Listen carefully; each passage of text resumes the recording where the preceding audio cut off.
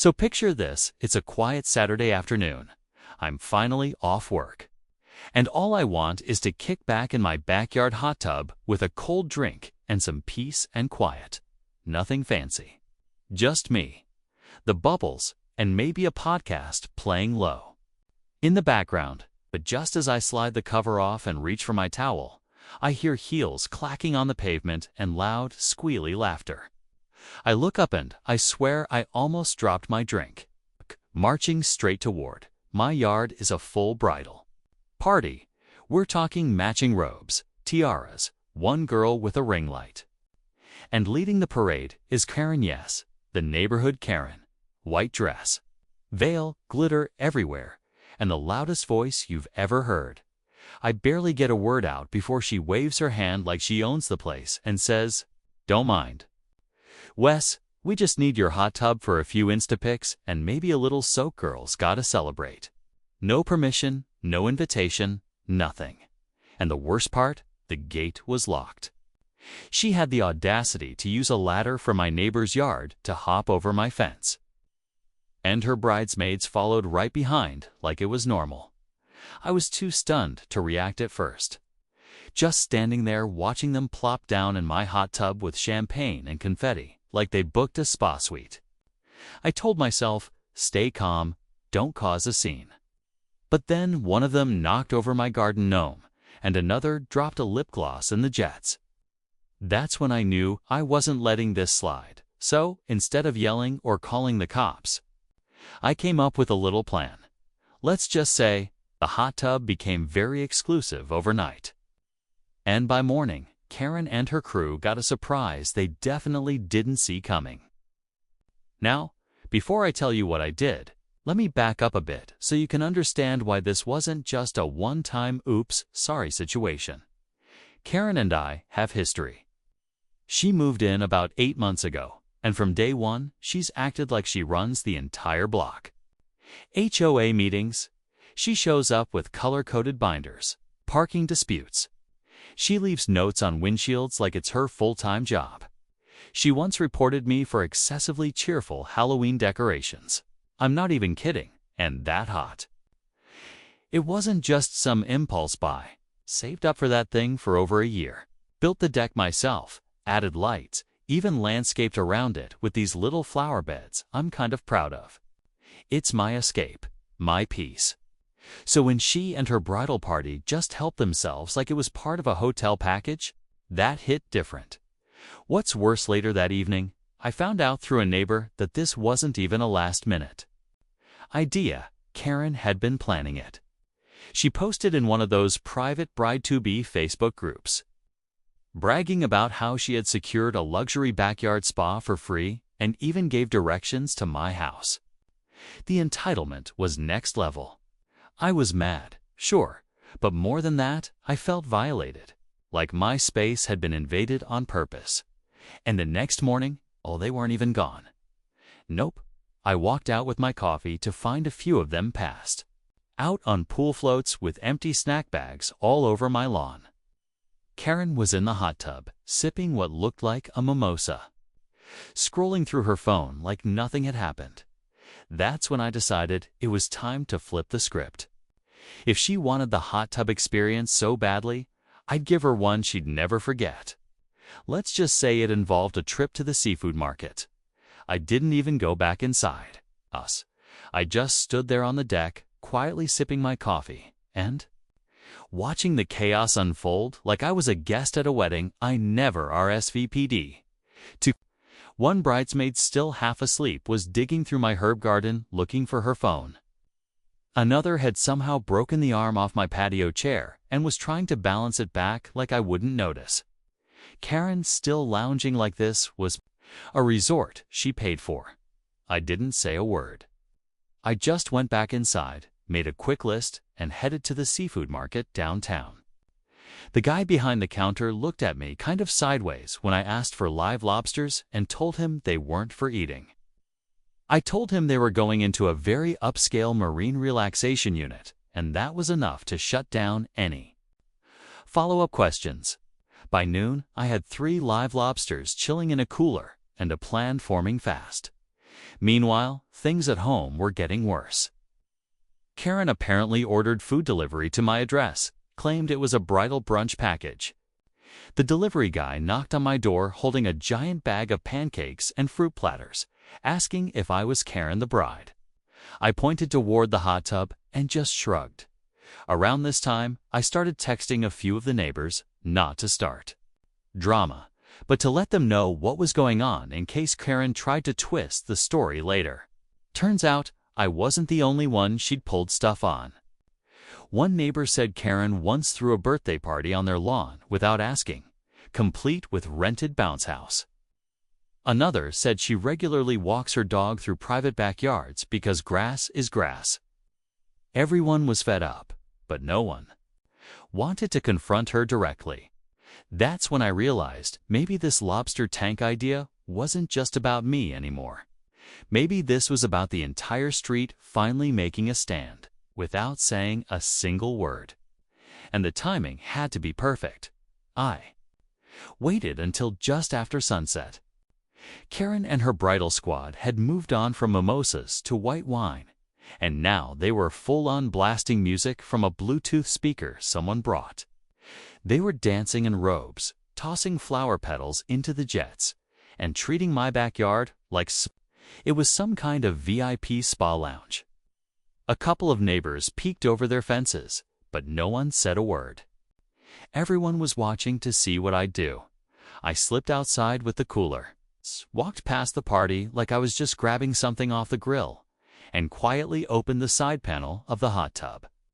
I'd done my homework, found out how to adjust the filtration system and the temperature settings without making it obvious.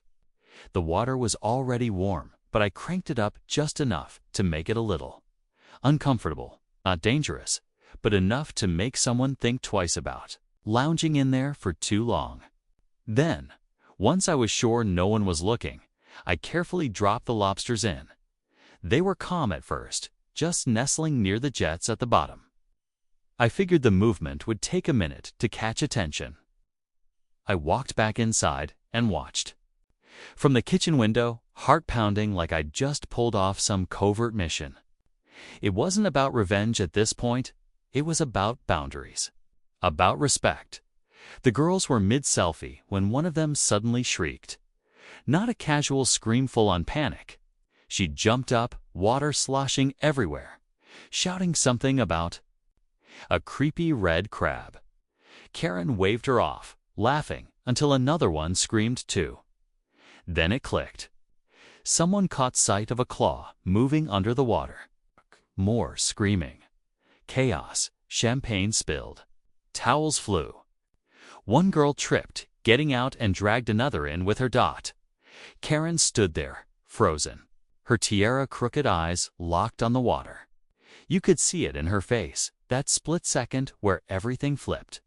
The realization that maybe, just maybe, she'd picked the wrong backyard for her fairy tale photo shoot. Karen slowly backed away from the hot tub. Her white robe now soaked and clinging to her like reality finally catching up.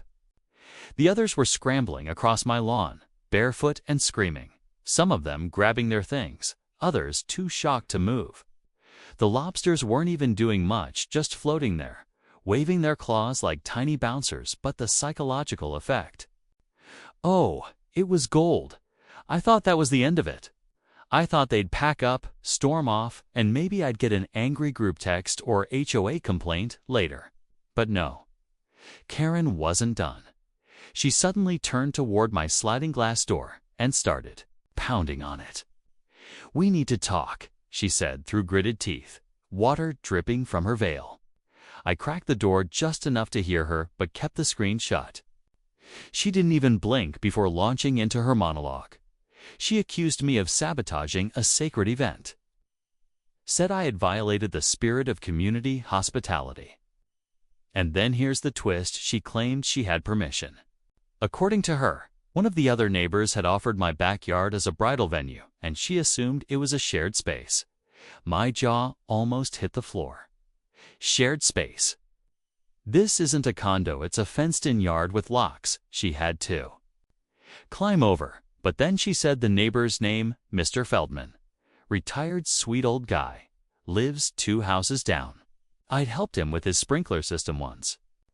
Apparently, he'd made some offhand comment weeks ago, like, "That backyard would be perfect for a celebration." And Karen took it as a green light to plan an invasion. Now, things were getting messy. Not only had she trespassed, but she was dragging other neighbors into it. I started getting texts from people down the street. Turns out, Karen had name-dropped multiple homeowners to justify her party. Some were furious, some confused, and suddenly, this wasn't just about a hot tub anymore. This was about someone using community trust to push their own agenda. And just when I thought it couldn't escalate any further, flashing lights appeared at the end of the street. 2 police cruisers rolled up slowly, their headlights sweeping across the now disheveled lawn. Karen froze. Her bridesmaids huddled together near the gate, trying to hide behind a flamingo float and some overturned lawn chairs. The music had finally stopped. You could hear nothing but the squish of wet grass beneath shoes and the low hum of the hot tub's jets still bubbling over the floating lobsters. An officer stepped out, calm but clearly confused. "We got a call about a possible trespassing situation," he asked, looking from Karen to me and then back to the hot tub. Karen rushed forward before I could say anything, putting on her best concerned bride voice, full of fake tears and dramatic hand gestures. She claimed she had been invited, that this was a bridal emergency, and she was being harassed by a neighbor who didn't support love. I had to bite my tongue to keep from laughing. Then came the twist. Mr. Feldman walked over. He'd been watching from his porch and decided it was time to speak up. He explained exactly what he'd said and clarified that he never gave her permission. It was just a compliment about the landscaping, he told the officer. Didn't think it had turned into a wedding invasion. That settled it. Karen's entire excuse unraveled in seconds. The officer turned to Karen and quietly asked, "Did you or any of your guests have permission to enter this property?" She stammered. Something about a misunderstanding, but it was clear. She'd crossed a line. A trespass report was filed, not an arrest, but enough to put things on record. Just as everyone started to gather their things, one of the bridesmaids shrieked again. I thought it was another lobster sighting, but no, someone had dropped Karen's phone, and it had landed right between the lobsters.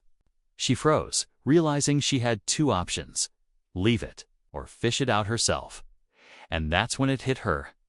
This was a bot or Barty gone wrong. This was a full-on reality check. She slowly stepped into the hot tub, muttering under her breath while everyone watched. And for the first time since she moved in, Karen was silent. Karen finally fished out her phone, holding it up with 2 fingers like it was covered in poison. The screen was cracked, soaked, and completely dead. She didn't say a word.